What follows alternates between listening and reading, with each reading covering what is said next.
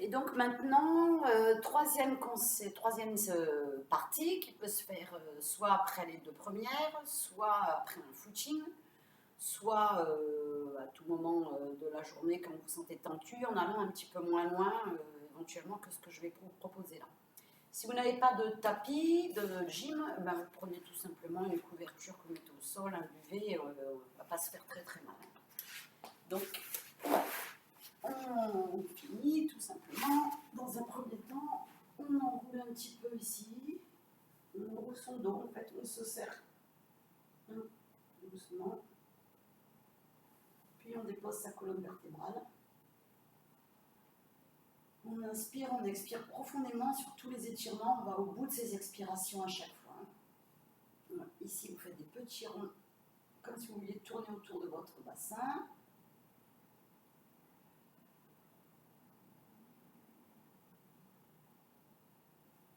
Dans un sens et dans l'autre, c'est vraiment les petits ronds, vous soulevez le coccyx à chaque fois. Voilà, on soulage, on descend les lombaires un petit peu. Puis on fait la même chose avec ces deux jambes ici. On ramène, on soulève et hop, on les ouvre un petit peu. C'est les mains qui guident le mouvement, c'est pas les jambes. On change de côté et on relâche bien sa tête. Vous pouvez la mettre sur un coussin, la tête, si vous avez un peu les cervicales abîmées ou si ça rebique trop loin derrière, vous mettez un coussin sous la tête. Puis on va lâcher une jambe, on va en garder qu'une. On tire sur ses orteils si on les atteint, et sinon sur son genou.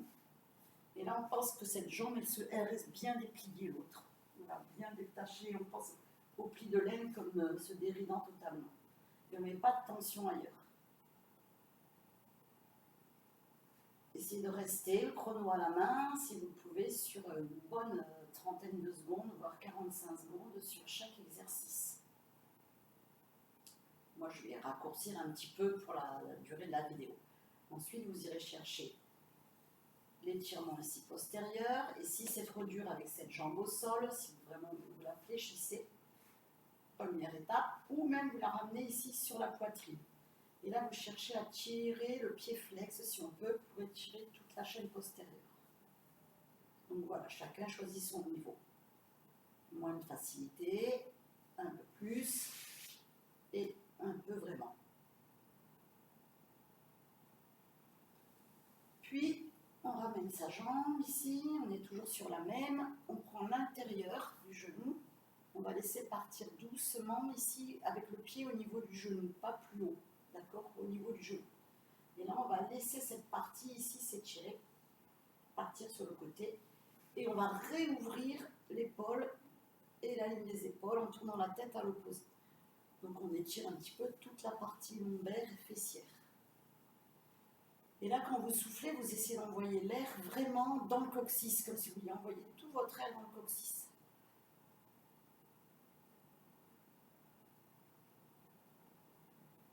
Puis on revient doucement, tout doucement, tout doucement, tout doucement. Cette jambe ici, on va la poser sur l'autre.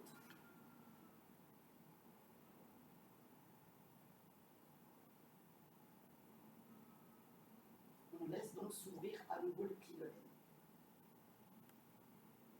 On ramène, tout bêtement, tout se fait de manière fluide. On va chercher dans le triangle là.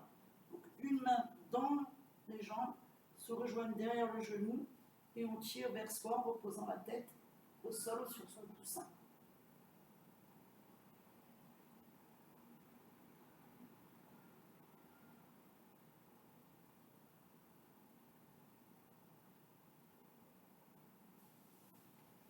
Voilà, puis tout simplement, on va s'asseoir, comme ça on scelle avec les mains, on laisse sa jambe telle qu'elle est, on va la chercher et on pivote derrière, on retrouve le tir à l'arc de la séance, de la partie 1 de la séance que je vous ai proposée.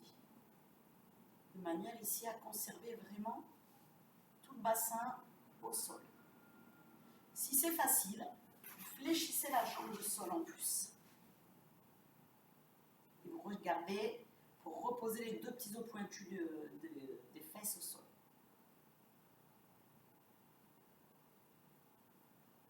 Et on relâchera doucement. Vous pouvez rester plus que ce que je vous montre sur les exercices. Et on va changer donc de jambe. Première étape ici, on cherche à bien tendre cette jambe.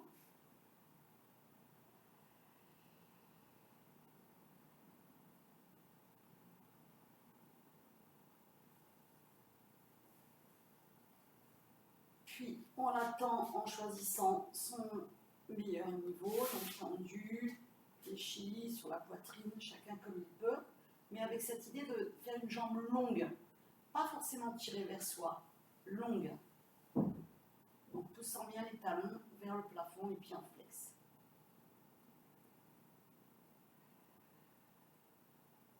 Et en expirant tout le long de l'exercice. Puis ici, hop, le pied sur le genou, on pivote, on va ouvrir la ligne des épaules à l'opposé, on envoie bien l'air dans le coccyx.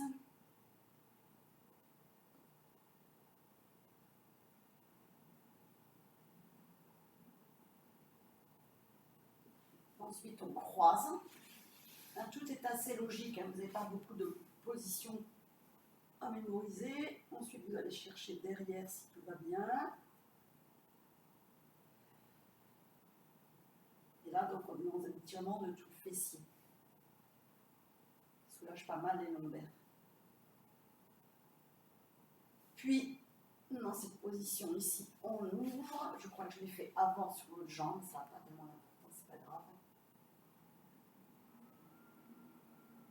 Là, vous gardez bien les deux fesses au sol. Ça va libérer en fait les muscles, petits muscles qui sont à l'intérieur, le psoas, le pyramidal, qui des fois sont douloureux après de longues stations assises, des tensions ou de la course. Et donc, ici, celui-ci, on ouvre, on regarde derrière et puis le tire à l'arc.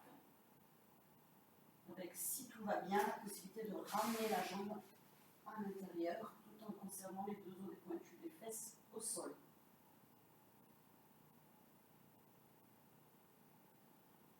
Puis on reprend doucement. Ici, ce qui peut être intéressant, vous mettez la musique et vous finissez les deux jambes en tailleur.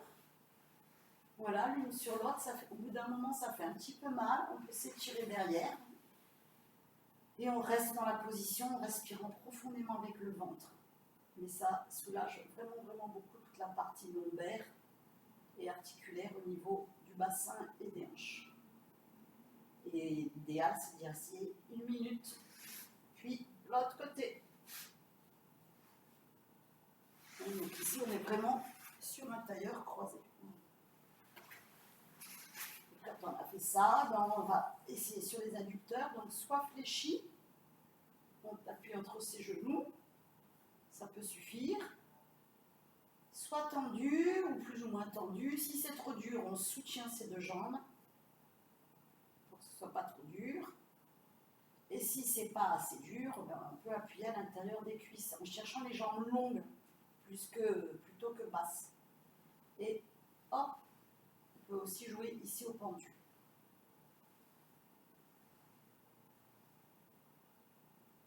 Et on revient tout doucement, tout doucement. Vous pouvez retrouver ce qu'on a fait au départ, les petites rotations de bassin. De l'autre côté, les ouvertures.